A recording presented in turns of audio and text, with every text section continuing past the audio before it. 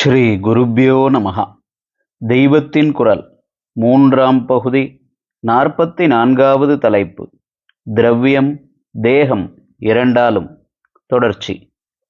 எனக்கு தெரிந்த பிராமணர் 2 தென்னமரம் உள்ள பூமிதான் அவருக்கு ஆரம்பத்தில் இருந்தது. அதில் தானே மண்வெட்டி பிடித்து வேலை பண்ணினார். சாஸ்திர பிரகாரம் பண்ண வேண்டியது எதையும் இதற்காக விட்டுவிடவில்லை. காலையில் எழுந்து அக்னிஹோத்திரம், பூஜை எல்லாம் செய்வார்.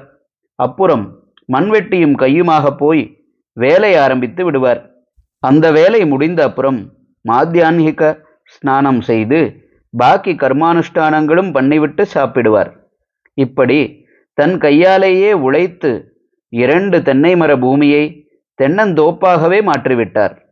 பசங்களுக்கு இப்படி நல்ல பூஸ்திதி தேடி வைத்தார். நல்ல விருத்தாபியம் வந்த பிற்பாடும் 80-85 வயசு வரைக்கும் கூட தோப்புக்கு தினமும் போய் தன் கையால் மண்வெட்டி கொத்தி வேலை செய்வதை அவர் நிறுத்தவில்லை.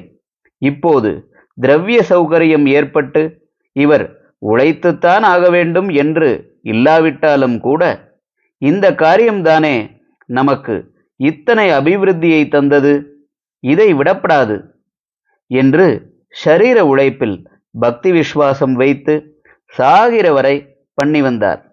அவர் சொந்த நிலத்தில் வேலை செய்து அடைந்த சந்தோஷத்தை விட ஜாஸ்தியாகவே பொது தொண்டுகளில் ஷரீரத்தை சிரமப்படுத்தி வேலை பண்ணுவதில் அதிக நிறைவு கிடைக்கும். பண்ணி பார்த்தால் தெரியும். கொஞ்ச நேரமாவது குளம் வெட்டுவது, ஆலயத்தில் நந்தவனம் வைப்பது என்கிற மாதிரி ஏதோ ஒன்றில் தேகத்தை ஈடுபடுத்த வேண்டும். கொஞ்சம் காசாவது இம்மாதிரி காரியங்களுக்கு செலவழிக்க வேண்டும். ஏழை வித்தியார்த்திக்கு ஒரு பல்பம் வாங்கி கொடுக்கலாம். 4 பிச்சைக்காரர்களுக்கு கூழ் வார்க்கலாம். மோர் தண்ணியாவது நம் செலவில் கொடுக்கலாம்.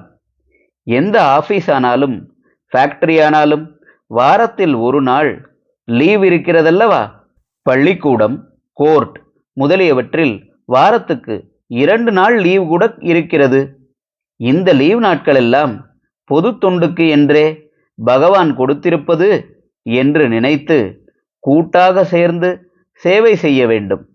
மனஸ் மட்டும் இருந்துவிட்டால் செய்வதற்கு எத்தனையோ பணிகள் இருக்கின்றன.